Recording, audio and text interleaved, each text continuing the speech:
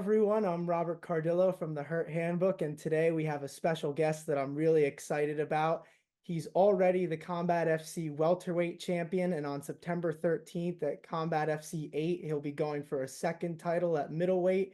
We have Yann Oliveira on the pod, and we're inching closer to the fight. Yann, how you feeling? I feel good, man. I'm very excited. I've been training very hard, 2 to 3 times a day, most days. And man, I'm so dialed in right now. I can't wait. I can't wait. And how is the time off been? Because obviously, your last fight was at Combat F or FC6. The eye poke happened, and a bit of like an anticlimactic way to win the title, Right. but obviously still undefeated. How is that time off, and how is it like getting closer to the fight now? Yeah, it was good. It was good time off. I had some recovery to do. I had to get surgery on my eye due to the poke. My vision was actually bad the entire time. I was in bad shape. I couldn't see out of my right eye, and we tried everything to make it better. Nothing was working, and then my doctor was just like, "Yeah, it's time you get surgery because nothing is doing the trick." So, but it was good. It was a good little time off. I don't want to take extended time off like that anymore. I'm hoping to stay busy. I would love to fight every 3 to 4 months. That would be ideal for me going forward. You know. Yeah, of course. And I'm glad you're doing better now. And, let's talk about this fight coming up. So your opponent is Chris Foster, Yeah. and he's he's obviously another really good striker like yourself. And I know that you pride yourself probably you could win the fight wherever it goes, but does Yeah. it excite you a little more that you're fighting a guy who is like this fun on the feet and maybe Oh, you'll get to stand and bang? oh yeah, absolutely. I mean, I am pumped to fight Chris. Chris is a very durable guy. Chris is he's a great striker. He has been around for a long time. He's coming off 2 straight wins in Bellator. He took Calvin Cater to decision. Chris is no slouch. He's a guy to take serious, and he's a very fun striker. And to be honest with you, in the past, I've always been a Chris Foster fan. You know what I mean? I was a fan of Chris, watching him before, and it was a fight that I wanted before, and a lot of people want to put that fight together before, and it just never happened. This fight should have happened 12, 14 years ago, and it never did. And finally, I'm getting to fight somebody who I am a fan of. Somebody who's a fun striker, and to me, that's extremely exciting because anybody that knows me and anybody that watches me, I'm very fun on the feet. I'm very fun to watch, and Chris is too. And man, I think this fight's gonna be a banger. It's gonna be a hell of a fight. I do too, and I'm really excited to see it. Me and my co-host were going to be there that night in person to watch, so I'm definitely excited for that. And Beautiful.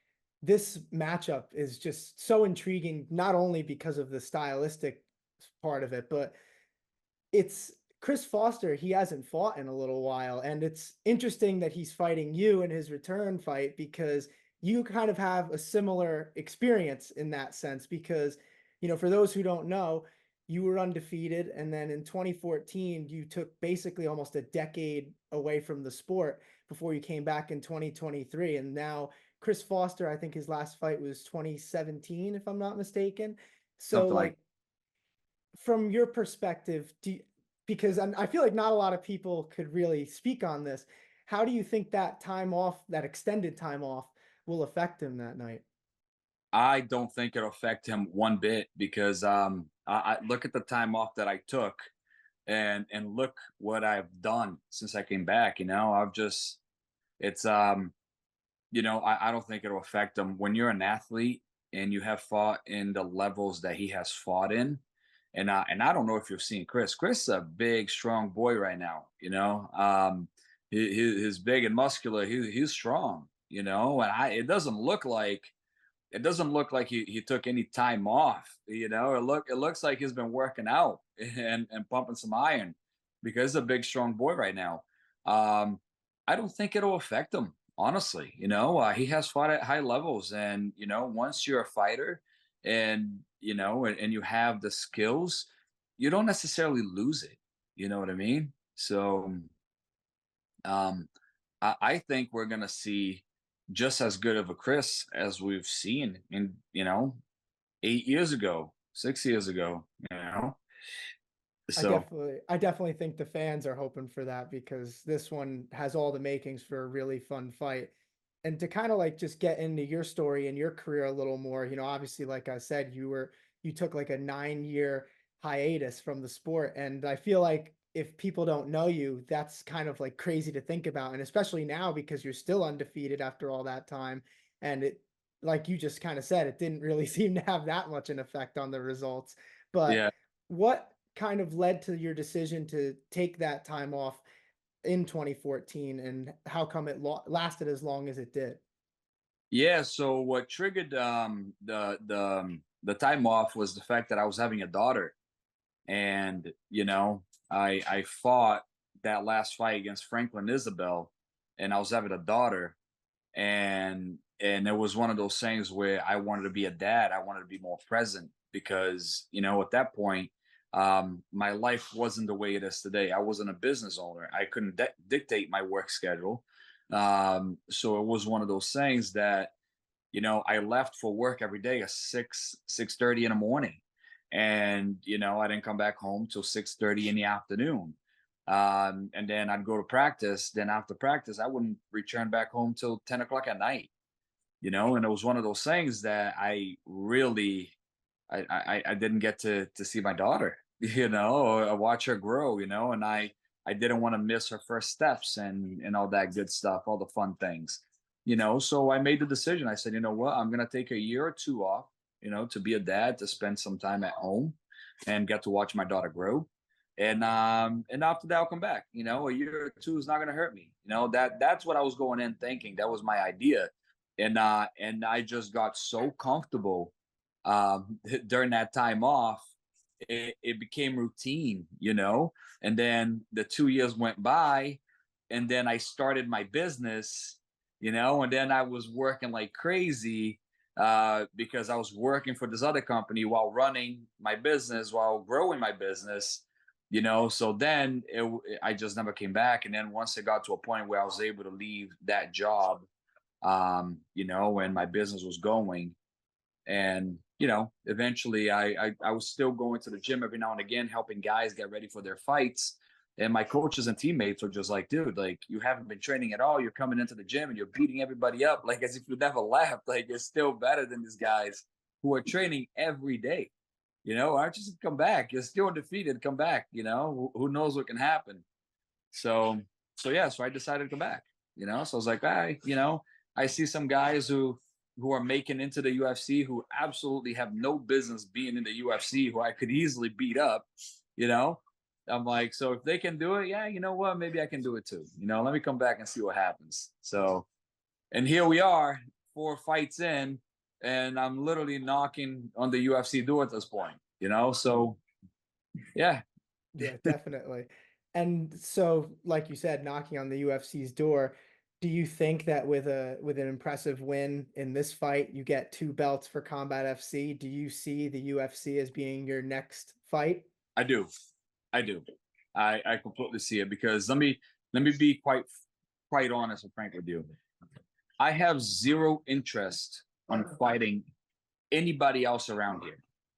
The only person I would fight is it would be Ali Zebian. That's the only person I would actually fight.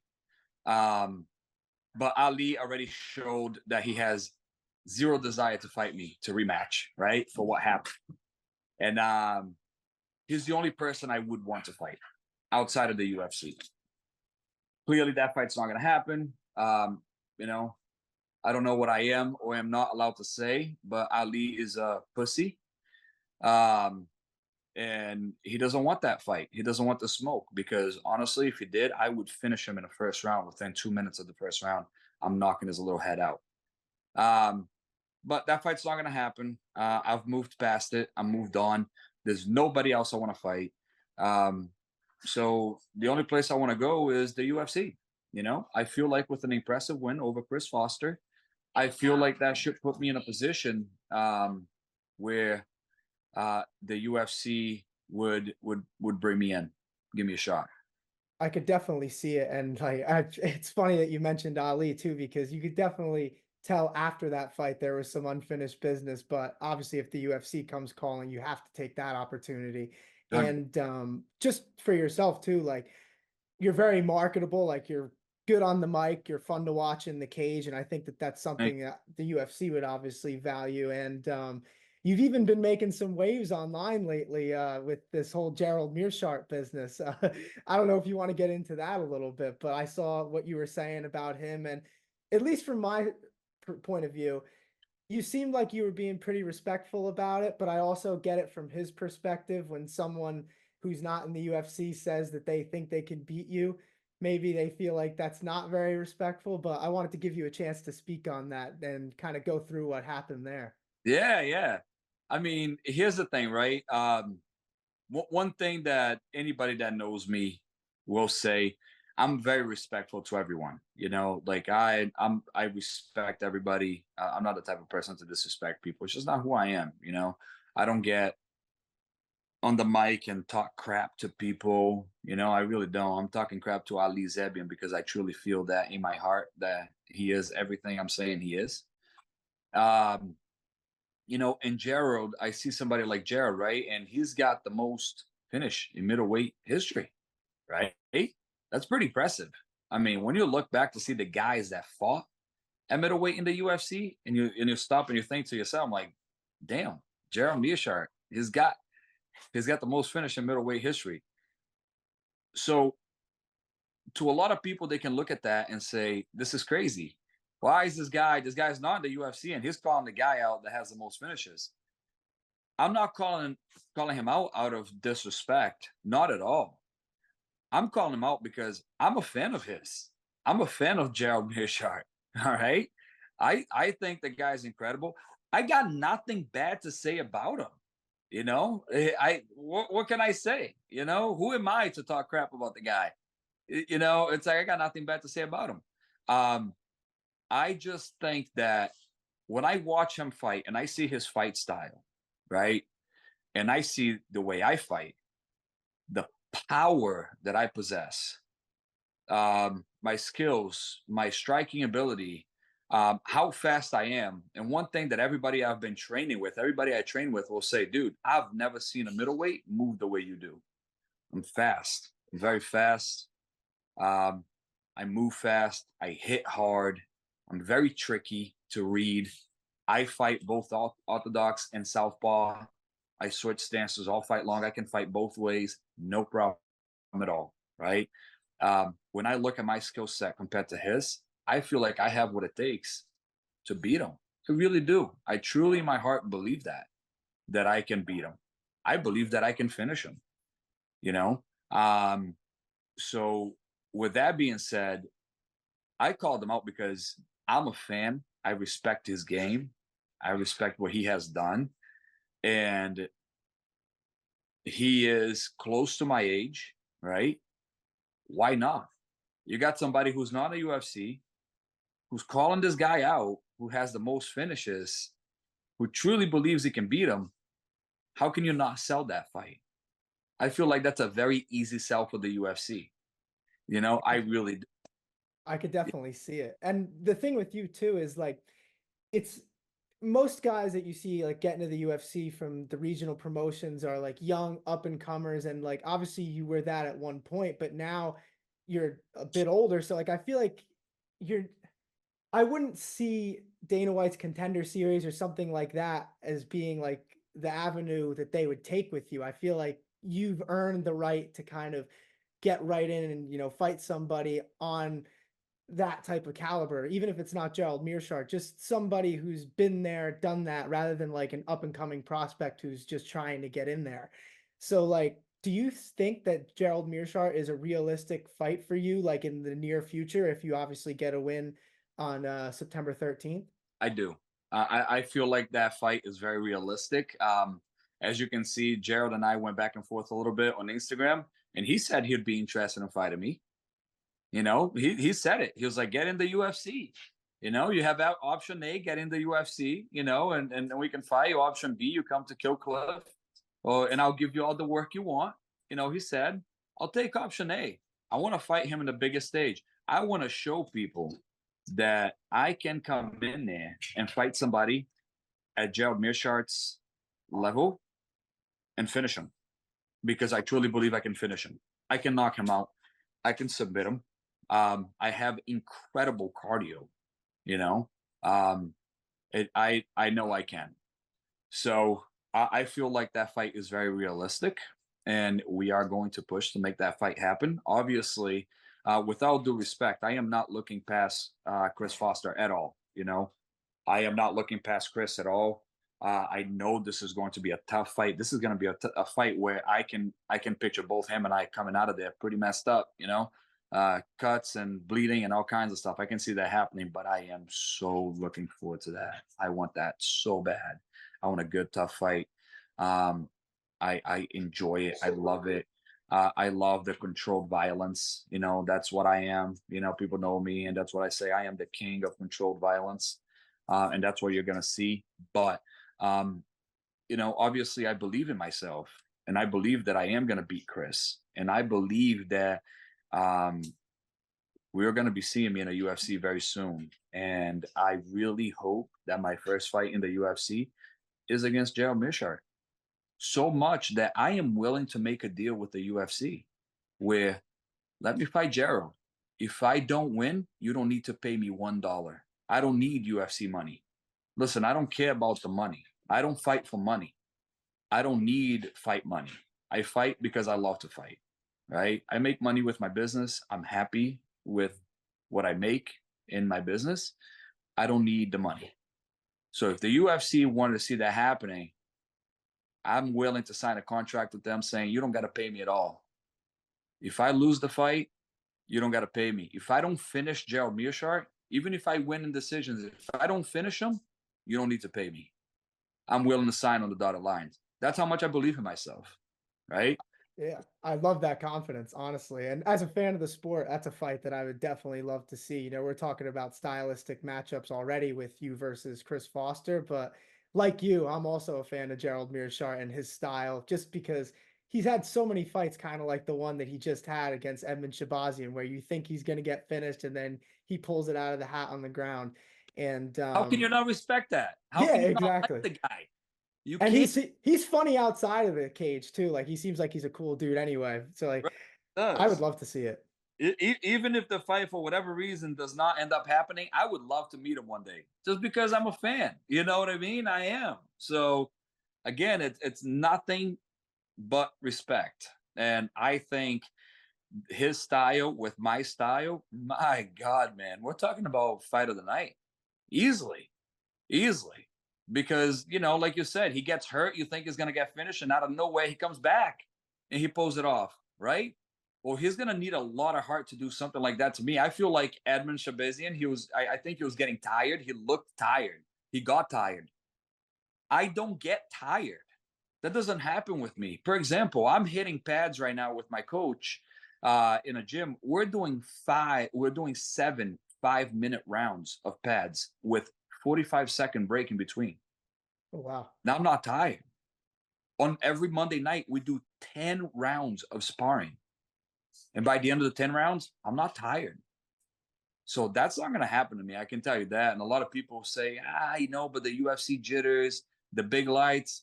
Listen, I could give a rat's ass about that. A fight's a fight. You know, I'm going to walk in there confident the same way I'm going to walk into any other fight, whether it's in the UFC or whether it's for combat UFC.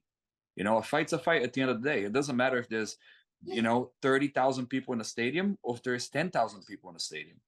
At the end of the day, a fight's a fight. And because I'm fighting Gerald Meerschaert, it's not going to change anything. I'm not going to gas out and my body is going to go through all this crazy up. No, that's not going to happen. I can tell you that right now. So, you know, he pulled it off the finish against Edmund, but I feel like Edmund was getting tired and he kind of threw it all out there. He was banking on finishing Gerald and he didn't finish. And once he didn't finish, Gerald got the best of him. I'm telling you that right now, that won't happen to me. It can't. I won't allow to, you know. So if I hurt Gerald, leave me. I'm not taking my foot off the gas. I'm staying on him until he's finished. I So could I can definitely tell how confident you are and like and I know like you said you're not overlooking Chris Foster, but to kind of like make it a bit more general, has that confidence like always been there? Like take me kind of through that time off that you had a bit. Like during that when you were in the gym, maybe not as much as you were when you were fighting. Like did that self-confidence was that always there throughout that whole time period? yeah, it's always been there. I've always been the type of person where I believe in myself, you know. Um, and I learned this a long time ago, where if you don't believe in yourself, who's gonna believe in you, right? And if you don't believe in yourself, then why should anybody believe in you? So it starts with me. I believe in myself. I believe in my work. I believe what I am capable of. you know Everybody who's around me, my training partners, my coaches, my wife, they see how hard I work when I'm in fight camp. They see how much I train. Today my wife and I took the dog out, and my daughter, and I did 13 miles on the bicycle. you know I did 13 miles on a bicycle, and my heart rate never went past, like, I want to say 140, you know? So that shows how great of a shape I'm on. You know what I mean? It never went down under 140, and it never went past 170 at any point. So that shows how much of a shape and I am. So when I see the work that I put in, um, and when I know that I'm training every day, I'm putting the work every day, there's no reason for me to not believe in myself, because I am not leaving any stones unturned. I'm doing everything right. I am eating right. I'm following my diet the way I'm supposed to. I have a great nutritionist, Eric Pena, who he is Kayla Harrison and Dustin Poirier's nutritionist. He works with both Kayla and Dustin. He knows what he's doing. He's very good at what he does. I have Hard Body Meals, who makes all my foods and my food and delivers to me 3 times a week to make sure I'm eating right. You know, and then I have my strength and conditioning coach, Jose Catano, who I work with him 3 times a week. You know, and then I have my MMA coach, Tim Barshard at Professional Martial Arts Academy, and Start BJJ. So I have all the right people around me, and I'm doing all the right things. There's no cheating going on here at all, not one bit. I'm staying true to myself.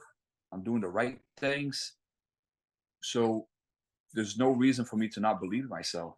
As long as I'm staying true to myself and I'm doing my work, I'm working right, I'm doing my job, I believe I can go in there and fight against the best of the best. I will believe in myself until the day I die, because if I don't, then who's going to?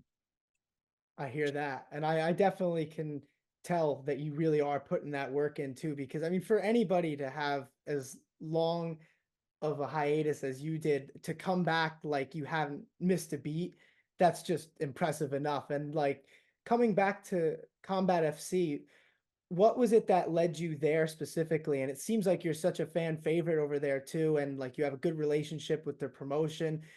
Talk me through kind of how you decided to go to them for your comeback and how that relationship has progressed over the past couple of years. Yeah, so I've known Joe and Rick for a very long time, because they used to run WCF back in the day. Back then it used to be WCF.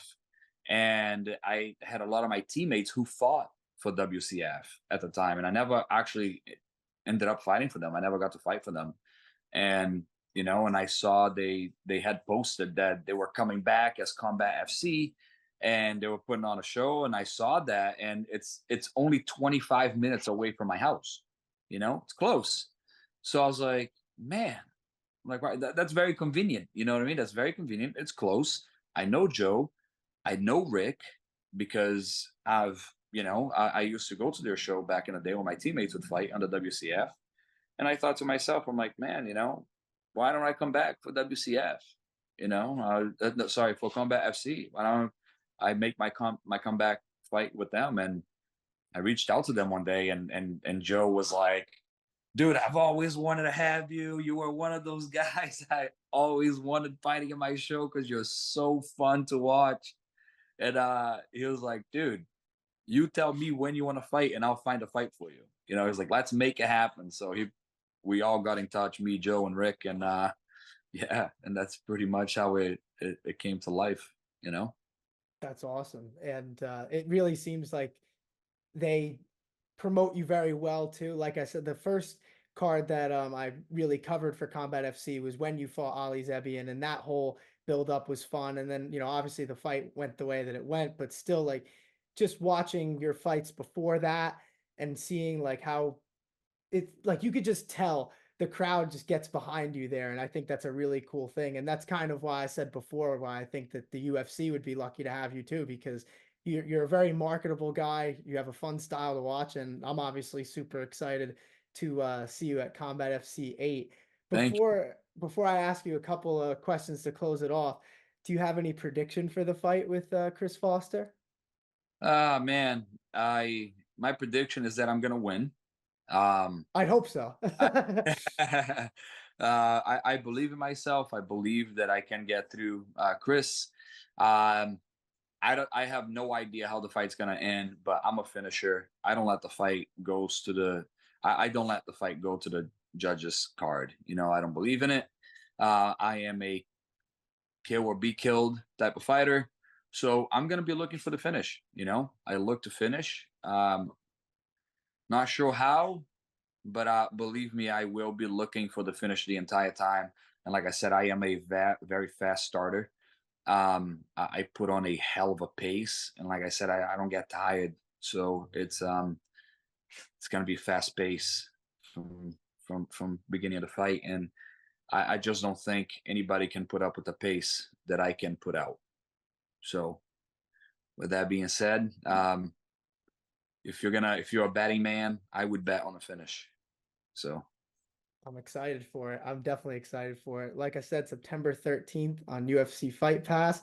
And before we go here, I said this to you on Instagram. I did want to ask you about this too. You've mentioned your business a couple times, and I'm glad that you did because it kind of gives me an in to talk about this a little more. yeah. But some of the work that you've done with veterans and doing some home improvement stuff for them completely free, can you just kind of like walk me through what started that for you and like how, I guess, fulfilling that's been, and just anything with the experience that you want to share? Because honestly, I think that that's admirable, and I love seeing the videos on your social media. Yeah, yeah. No, thank you very much. I appreciate it. So we have this program which is called the Heroes Program, right? And that's talking about our military veterans, and I feel like, we live in a really weird era nowadays where, I myself, I'm a Republican. Um, and I believe in America first, putting America first. Even though I am an immigrant, right? I come from a different country. I'm an immigrant, and but that doesn't change the way I feel, because if the country where I come from was so great, I would be there, right? If the country that everybody else is from who migrate here was that great, why would they be here? Right? There's no reason. You just stay where you are if it's so great over there. But people come here because they're looking to live the American dream, right? They want a better life, and the better life is here. But I believe in putting America first. And when I talk about putting America first, is putting our veterans first, you know, the ones who have served, the ones who have fought for us to have the freedom that we have today. For me to an immigrant from another country to come here and feel safe, you know, I can go outside, I can go ride a bike, and I feel safe, and that's all due to, what this country provides. That's due to our law enforcement, our military veterans who have fought for our freedom, so I believe in giving back. I believe in taking care of the ones who have taken care of us. I believe in taking care of the ones who have sacrificed some and who have sacrificed all. So it's very important to me to give back to our veterans in need. And that's why my company is called Pro Warrior Construction, because I am pro military. I am pro our warriors. So it's just what I love doing. I love giving back. um I feel like I have been so blessed in my life to be where I am today and to have all the things I have today. Because one thing I can tell you for sure, uh, if I, when I was a kid, if you had told me that one day I would grow up and own a McLaren, I would tell you were crazy. Say that's impossible. Where I come from, things like that don't happen. But it happened for me because of where I am, because of this country. Obviously, it has to do a lot. It has a lot to do with my hard work. I've put in the work. I've worked hard for it. But if it wasn't for this country, if it wasn't for America, I wouldn't have those things. I wouldn't have the house that I have today. I wouldn't have the safety that I have today. I wouldn't have the option to eat whatever I want whenever I want. You know, um, so it's very important to me to give back, and it's very important to me to give back to our veterans. But it doesn't stop there. The people that I love giving back to are police officers, firefighters, first responders, nurses. And one thing that is super that I feel like don't get enough credit here are school teachers. I feel like school teachers don't get enough credit. They're paid so low, but they're the ones responsible for teaching the next generation. You know, and so those are some of the people that I like to give back to and help out as well. But yeah, that's to me, that's why I do what I do. It's very important to give back, and I feel like it's very important to spread the blessings that God has given me. I'm a Christian. I believe in God. I believe in sharing. I believe in giving back, and I believe in doing for others what I wish would be done for me and my family if I was in their situation. So every time you give, every time you help somebody in need, I feel like God always pays you back 10 times fold. And it may not always be paid back in money, in wealth. It could be paid back in health, in happiness. It could be your family getting blessings through the good that you're doing. you know so Definitely.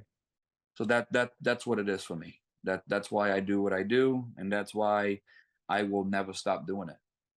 This is if one day I had to stop giving back, I would just close my doors. I would shut company, because that's not what my company is about. It's not just about making money and doing work. It's about doing good for others and giving back. So I love that, man. And I wish more people thought the way you do, because like you kind of said in the beginning, we do live in a bit of a weird time where it seems like not as many people are willing to do that for others. And especially, just showing your gratitude, like just for America and the people who help preserve our freedom. Like I said, I love seeing those videos on your Instagram, and I think it's amazing. Not that you need a pat on the back from me, and I know you're not doing it because of that, but just, I just wanted to show or showcase that for anybody who doesn't know about it or may just know you for your fighting, because it's just a cool thing that you do. And I think that not enough people give that credit to the true heroes of our country, whether it be the veterans, first responders, school teachers, like you mentioned.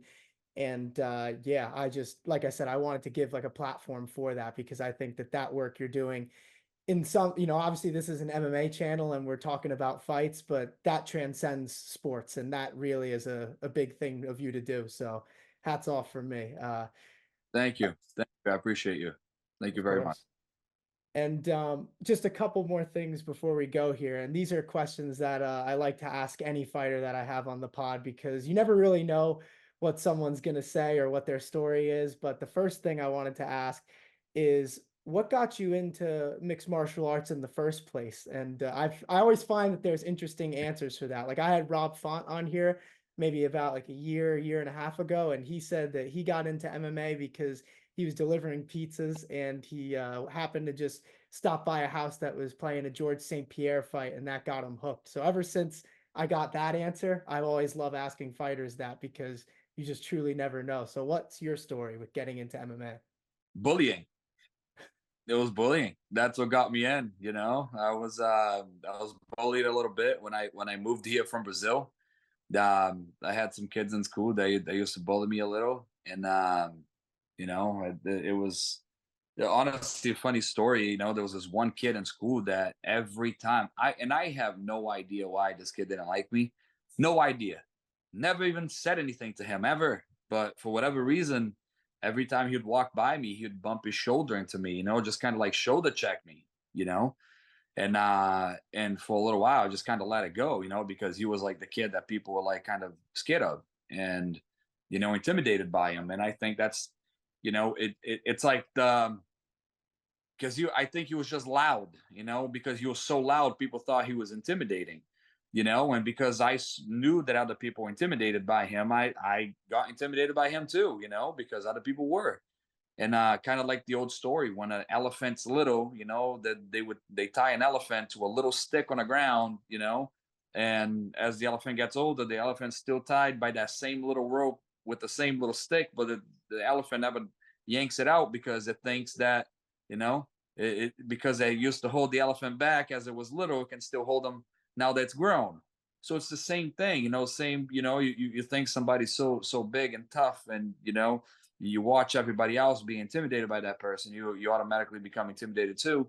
And so he used to do that to me in school. And I remember I looked at my friend one time. We used to walk to class every day together because we just so happened to have two classes together, one after the other. And it was always the same thing. We would walk by the kid in the hallway. He'd do the same thing. No matter, even if I moved to the other side of the hallway, he would find a way to hit me somehow, to shoulder check me. And I looked at this buddy of mine one time, and I was just like, I'm done with it. I said, if he does it to me again, I was like, I am gonna fight him. I was like, I'm gonna tell him, like, he's either gonna kick my ass and that'll be it, or I'm gonna fight him. But he's gonna stop doing that because I'm not gonna let him do it anymore. And and I remember one time a teacher in the hallway had seen it and literally didn't do anything about it. And I looked at the teacher, and the teacher just kind of like pretended like she didn't see it. So I'm like, damn, like nobody's gonna do anything about it. And then it just so then, like, for whatever reason, that same day we didn't walk by each other in the hallway. But then the next day we did. And I did not move. I stayed my ground down the hallway, and he shoulder bumped me. And I looked at him and I was like, do you want to fight me or what? I'm like, you're gonna keep bumping into me every time? And he kind of looked at me and like laughed. He was like, are you serious? I was like, I'm dead serious. I was like, don't do it again, or I'm gonna punch you in your face. And he was just like, yeah, okay. So I dropped my bag. I said, let's go. I was like, let's go. I was like, you're tough, right? I was like, you're gonna keep bullying me? I was like, then let's go. And he just like, he looked confused, and he was like, dude, I will fuck you up. And I'm just like, then let's see it. I was like, let's go then. Take your bag off. Then he took his bag off, and now he had to, because everybody's like, oh, then a big circle formed, and he had to. He didn't have a choice. If he walked away, then he would have looked like a pussy. He wasn't going to be so big and bad anymore in everybody's eyes. And he was like, okay. And one thing I've always had is, from playing soccer my whole life, is I've always been a really good kicker. I can kick hard and good. And I've watched, a lot of martial arts videos and films, like Bloodsport was one of my favorite movies. I've always been one of those guys that I learn things quick. And if I see something, I can do it. And so he put his hands up, and the second he put his hands up, I just leg kicked him so hard. He literally spun, like just like my fight against Ali when I kicked him and Ali fell down. The same thing happened. I just kicked him so hard on his calf. I turned into it, and he fell on the ground. And man, when he fell on the ground, he looked so confused. He didn't know what happened. And when he fell down, he was just looking at me with his eyes like this big. I just immediately jumped on top of him, and I just started punching him in the face, punching him in the body. I literally got full mount on him, and he was just covering up, and I just started punching and punching and punching. And then at one point he turtled up and he turned to the side, and I just started laying down punches on the side of his head, like right to his ear and his face. And he literally started screaming, stop, stop, stop. And one of my buddies, my friend who was with me, who walked down with me just literally grabbed me and pulled me by my shirt, and he grabbed my bag. He's like, "Let's get out of here before you get in trouble. Let's go, let's go." And this kid was literally on the ground, like cut and bloody and like crying. And my buddy is literally dragging me by my shirt down the hallway, and people are screaming and having a hell of a time watching this happen because they just saw this kid who was supposed to be the tough guy just get dismantled. And we're running down the hallway so I wouldn't get in trouble. My friend's looking at me. He was like, "What the fuck was that?" And I'm like, "I don't know." You know, he was like, "Dude, I didn't know you could fight like that." And I'm like, "Me neither." I didn't know. You know, I was like, "I've been in fights before, but not like that." And then we got a chance to chill, when he was just like, "Dude." He was like, once we came down, like all my my body cooled down a little. We got to sit down because we got to chat, and he was like, "Dude, you know what you should do? You should do MMA." And I'm like, "What's MMA?" He was like UFC fighting. I'm like, "Yeah, well, right, dude." I'm like, "Are you out of your mind?" I was like, the cage fight, like if you were fighting a cage, just like UFC." He was like, "Yeah, dude." I'm like, "No way." I'm like, "That's not gonna happen." I was like, "You're crazy. I'm not doing that." He was like, "No, bro." He was like, "I'm serious. You really should try." He's like, "My cousin fights." He was like, "Honestly, after seeing what you just did, I feel like you could kick my cousin's ass, and he fights." And I'm like, no. I was like, I'm not doing that. I have no interest. And he was like, "No, no, no." He was like, "Dude, try." He was like, "You got to try at least one time. You have to try." He was like, "It's you're just." I was like, "No, dude." I was like, "I don't want to go somewhere and they put me in a cage to fight people." I was just like, "Listen, I don't want to do that. You're gonna put me against somebody who's a fighter, and I'm gonna get my ass kicked." And he was like, "No, no, no, no. That's not how it works." He was just like, "They do Muay Thai and Brazilian Jiu Jitsu, all kinds of stuff. So like, some one day is one thing, one day is another. Then some days it's just MMA training, but it's not like that. They don't just put you in a cage and fight. They teach you stuff." And I'm like, "I don't know." And he was like, "Dude, try one time." He was like, "If you hate it, you never have to do it again. Just try it." And I was like, "They're not gonna make me just go in there and fight some guy who's really good." He was like, "No, no, that's not how it works." I was like, "All right, I'll try it. But if I go in there and I get my ass kicked," I was like, "You saw what I did to that kid? I'm gonna do it to you." He was like, "No, dude, don't worry about it." And he convinced me. And then I went to a class and I was hooked. It was so much fun, it was a Muay Thai day, and it just so happened it was kicking day. They were kicking. It was a lot of kicking, and the coach was like, "Hey, man, how long have you been training for?" And I'm like, "Yeah, no, this is my first class." And he was like, "No, it's not." He was like, "I saw you kicking. How long have you been training for?" I was like, "No, seriously, I've never done this before." I was like, "It's my first time." And he was like, "Are you serious?" He's like, "How can you kick like that?" I'm like, "Well, I'm from Brazil. I've been playing soccer my whole life." He was like, "Holy shit, dude!" And it was really cool because right off the bat, he was like, "You remind me of Jose Aldo." He was like, "Your kicks are so incredible." It was like, "It looks like you've been doing this for a long time." I'm like, "No." And he was like, "I hope you come back." He was like, "I really hope you come back. I hope you stick with it because you're really good." For somebody who's never done this before. And it was great. And that's what got me hooked, man. I had a fun time my very first day. The second day was fun too. And then like when we got to grappling, that's when I was having a hard time because people were using jujitsu on me, and I had no jujitsu skills at all.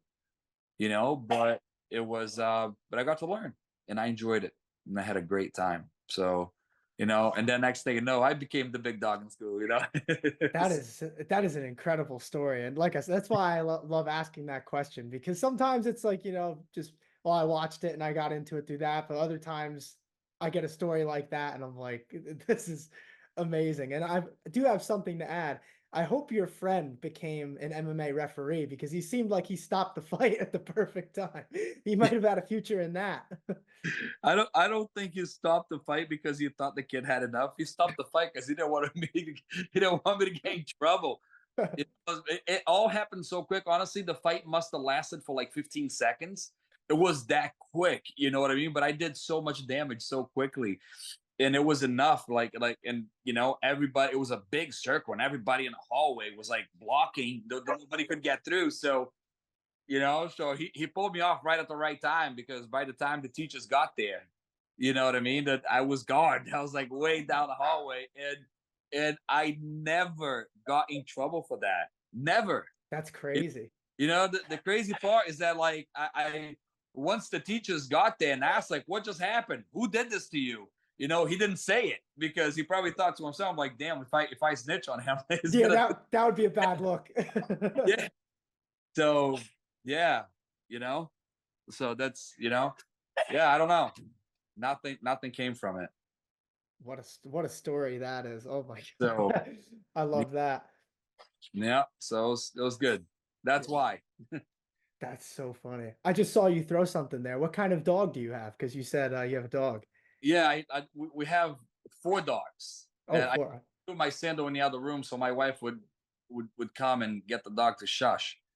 Um, we have a pit bull. His name is Tyson. Okay. Um, Tyson is an amazing dog. He's probably the best dog we have in this house. He's just such a good boy, and he's so smart. Um, and then we have Macy, who is a Italian Mastiff, a Cane Corso. We have Ollie, who's a French Bulldog. And then we have our newest addition, who we just got in July. His name is Goose. He's a North American Mastiff. So he's a That's a good, cool blend. yeah, yeah. So yeah, we have four dogs and two horses, and good thing we have a big enough house and big enough property, and but it's good. We love our animals. So Yeah, that's awesome. I like dogs myself. So when I heard one of them barking, I was like, I gotta ask because you yeah, mentioned them before too. So, but yeah. the last thing I wanted to ask you before you go, this is another thing I like asking fighters. For anybody who is just becoming a fan of you or who wants to become a fan of you, what's one thing, whether it be about you personally, your fight style, what's one thing that you'd want a new fan of yours to know about you? Yeah, what you can know about me is that I don't give up. I'm tenacious. I'm violent. I'm fun to watch. But the biggest thing I think is my heart. I have a good heart, both in and out of the cage. I don't give up on a cage, and I work hard. I have good work ethic. I put in the time, and I show up ready every time to put on a show for everybody. I do this for me. I do this for my family, but I also do this for the fans. I want people to remember me as a fun fighter to watch. People just know every time I step in the cage, they're gonna get a hell of a show, and it's gonna be entertaining. So um, I feel like those are very good reasons to be a Yann Oliveira fan, and also I have this nuclear missiles here, that can end a fight at any given moment, So Well, I hope anybody watching this tunes in on September 13th. Like I said, we're going to be there for the Hurt Handbook, and I hope me and my co-host run into you that day or around that weekend. So we're definitely really excited for that, and it's great, like officially meeting you and getting to talk to you for this time. It was a great conversation. Thank you so much for coming on, man. I really appreciate it. yes, sir, absolutely. I appreciate you giving me the time to come on your show and get to show everybody who I am. So thank you for the opportunity. I appreciate you, and I hope to see you there, either the day of the weigh-ins or the night of the fight. We'll meet me in the winner's circle. Of course, of course.